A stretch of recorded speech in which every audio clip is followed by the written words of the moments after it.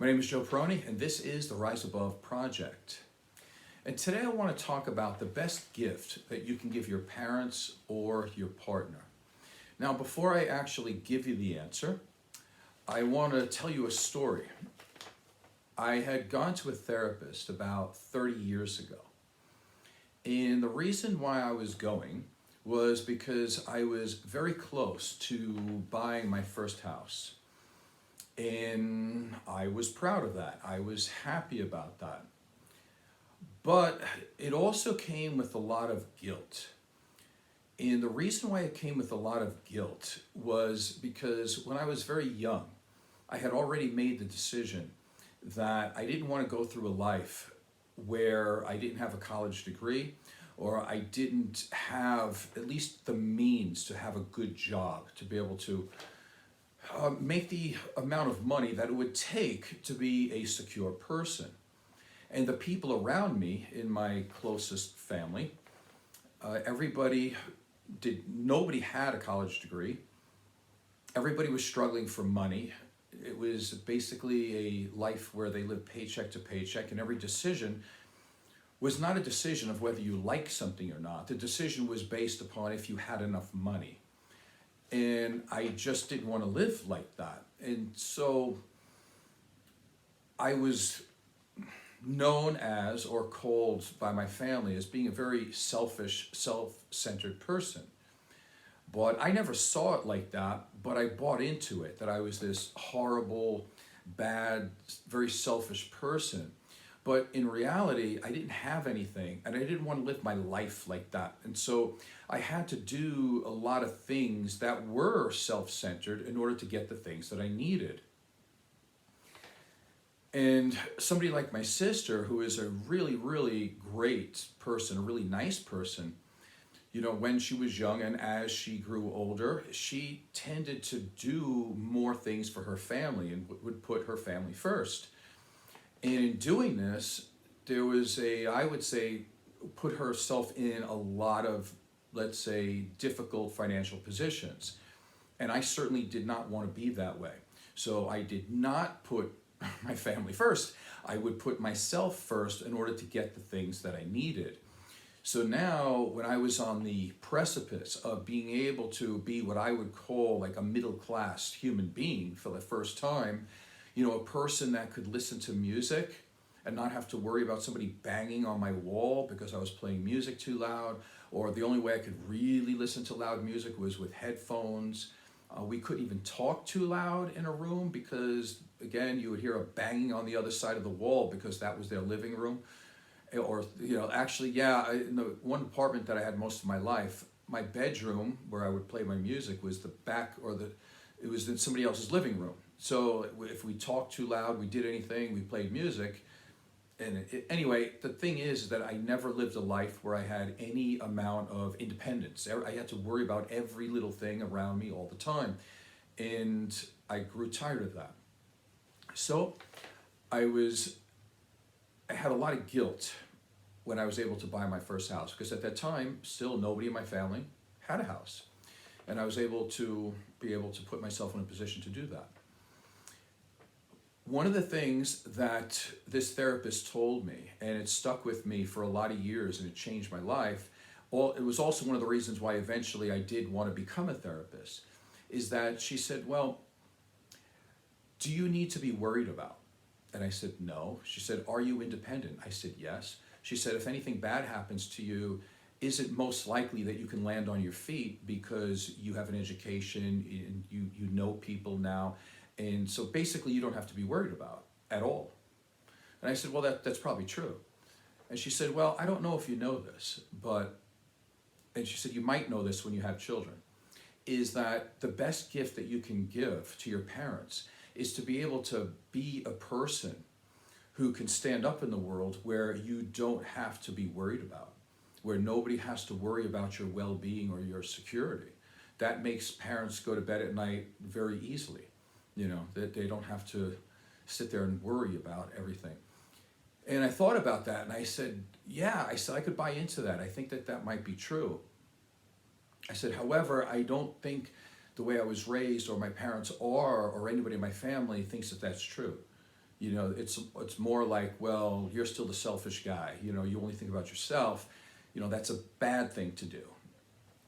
And she said, and this is what changed my life, she said, when you give somebody a gift and they're not conscious that it's a good gift, or they're not in that part of their life where they can accept that gift, or if they have their own deficiencies to where they don't understand how great of a gift you're giving them, it still counts as a gift.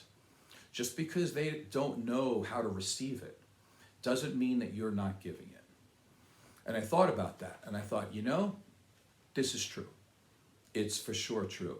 Because as I've gotten older and gone through the seasons of my life, and now as a therapist, I see parents all the time that are always worried about their kids because they're having trouble making it in the world. And especially now, like we have these boomerang kids, like they leave the house for a little bit, they can't make it, so now they're back. These kids, or if you want to call them that, they're in, I don't know, late 20s, early 30s, and they're still living at home, and their parents are still worried every day that their kids can't make it in the world.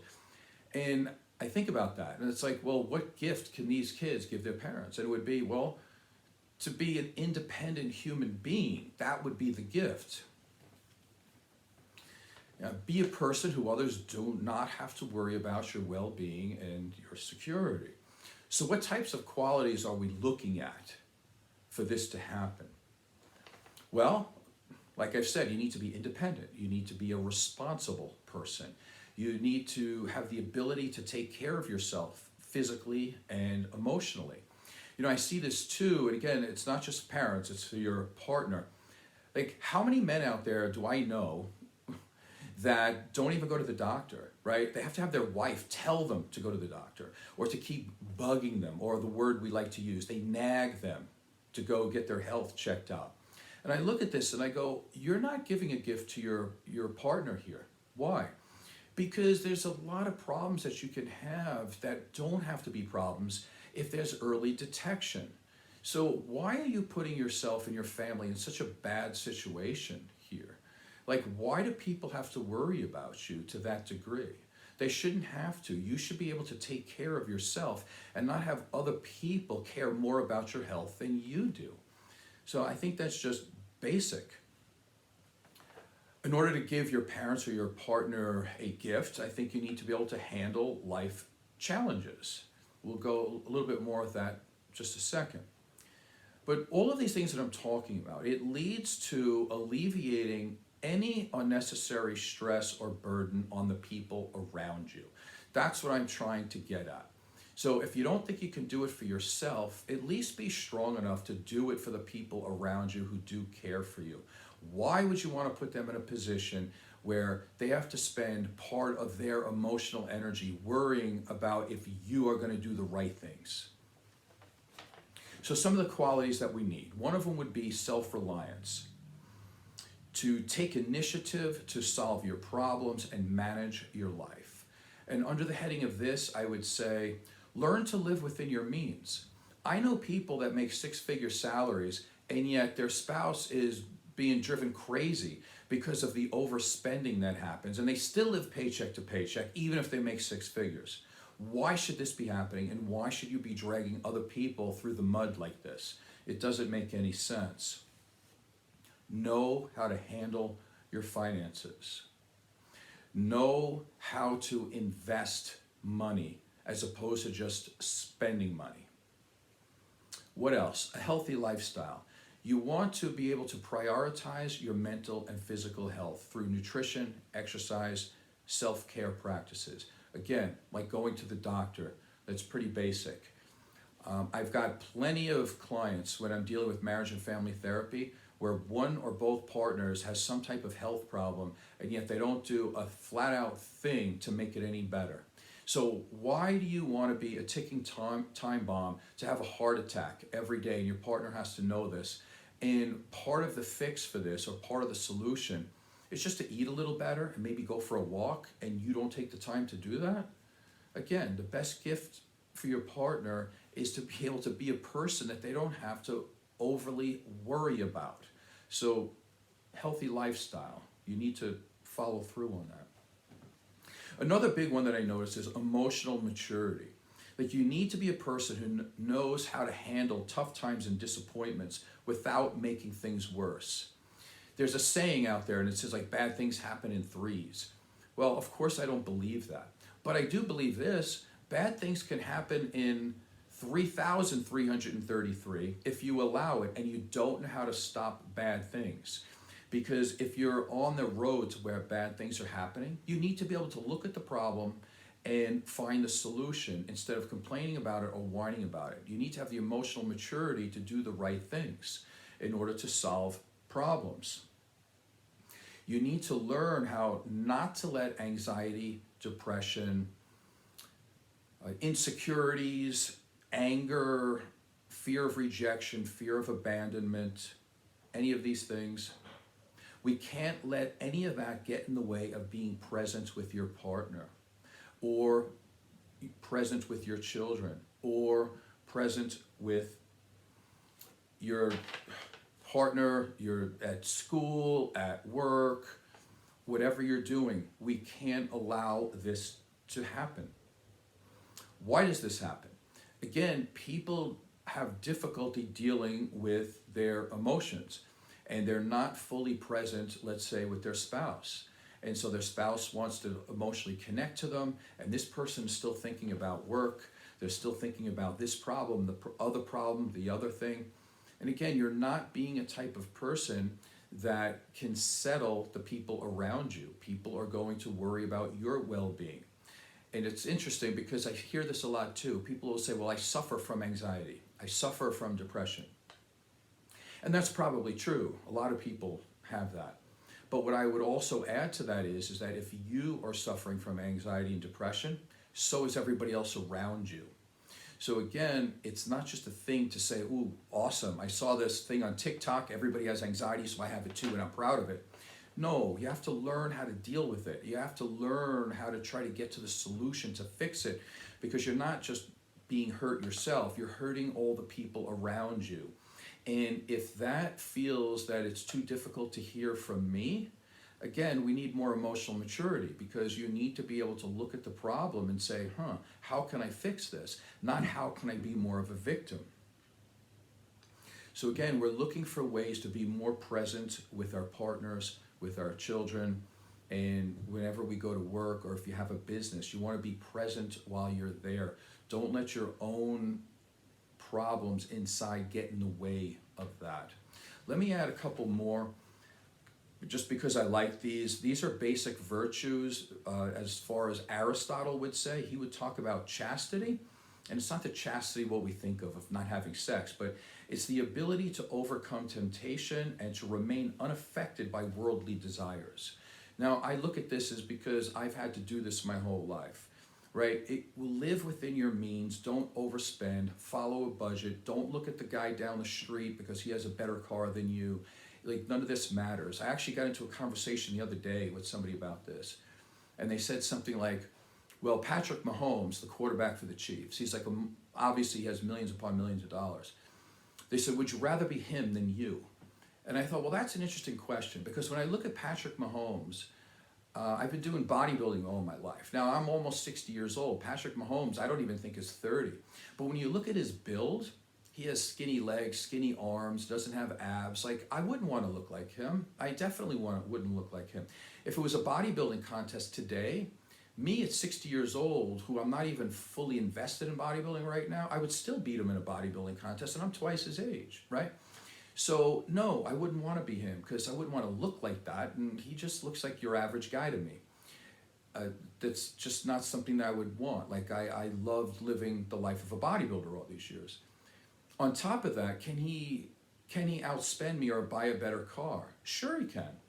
But I've had Corvettes, I've had a Corvette, I've had BMWs, I've had a Porsche, and if I go to start up the car and it doesn't start, I'm annoyed. So, I mean, that's the bottom line. I just want my car to start up. Like, it doesn't matter. You can only drive one car at a time. And I've never noticed whether it's a Corvette or a different car. Like, I've never noticed the happiness in me increase. Like, I've never been more fulfilled as a person because I've had a different car. Like, that doesn't do anything for me. Or let's say a house, right? You can only sleep in one bedroom. So if you're going to brag, that you have a mansion with like 12 bedrooms, I just think, well, that's a lot more to clean. Like, I don't look at life like that. Like, your taxes are higher. Like, I don't think anything of that. So again, we're going towards chastity. We're going towards emotional maturity to say, like, in what world do we live in that somebody has a bigger bank account or they can drive maybe a more expensive car? Like, why would that make you feel bad as a person? Like, that shouldn't happen. So my answer to him is no, I'd much rather be myself than Patrick Mahomes, right? In continuing with Aristotle, virtues, he would say temperance, the ability to abstain from being excessive or defective while regarding pleasures and emotions. So part of this is what I think about is that a lot of people can't handle their emotions and they run towards alcohol, they run towards drugs. A lot of young people today, it's amazing. I went shopping today and I saw multiple people smoking marijuana in their cars. Like, now, is it that anxiety producing to go shopping on a Sunday that you need to somehow drop your anxiety through using marijuana to go shopping? Now, maybe it does because prices are high. But here's the thing, prices are going to get higher. And so let's not have that conversation about Donald Trump lowering prices, right? Like, so prices are getting higher. And so you have to deal with it. The way to deal with it is not to smoke more marijuana or to play more video games, right? Like, so all of these things are ways that people are defective or they're excessive in not being able to handle their emotions from the core. And let me add this one more thing before I go. One of the things I noticed as a person my whole life, as a personal trainer, and also as a therapist, is that there are people who start to do really well, right? They start on a program, right? A nutrition program, a training program, or they're doing something with their mental health. They're journaling and they're starting to really look at how they should act in the world, and they start to do better. They get a job and they're making some money. Things are going well.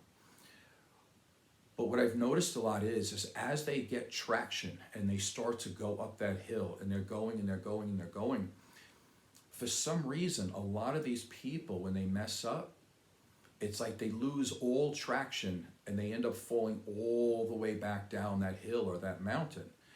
And this is caused by, again, not having the ability to manage emotions.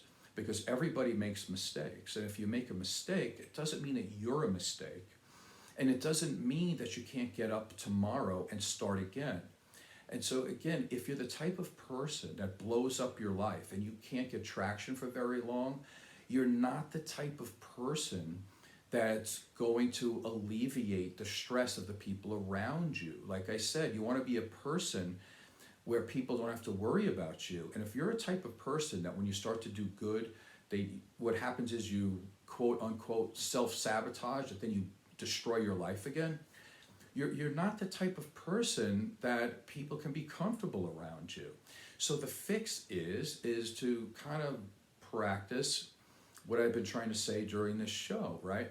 And don't buy into this that you're not good enough or you're a bad person.